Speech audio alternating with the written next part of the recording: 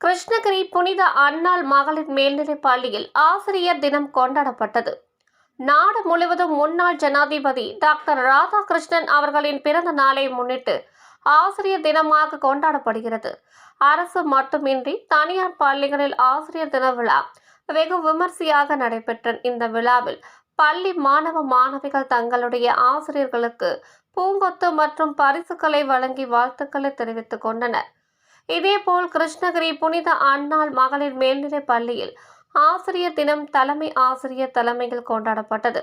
இந்த விழாவில் சிறப்பு அழைப்பாளராக IVDP குழந்தை பிரான்சஸ் அவர்கள் கலந்து கொண்டு ஆசிரியர்களை பாராட்டி பரிசுகள் வழங்கி வாழ்த்துக்களை தெரிவித்தார். பிறகு கலை நிகழ்ச்சிகள் நடைபெற்றன. இந்த கலை நிகழ்ச்சியில் மாணவிகள் தங்கள் ஆசிரியர்களை கௌரவிக்கும் அளவில் நடனம் ஆடி பாட்டு பாடி கவிதை மூலம் தங்கள் வாழ்த்தினை மாணவிகள் தெரிவித்தனர்.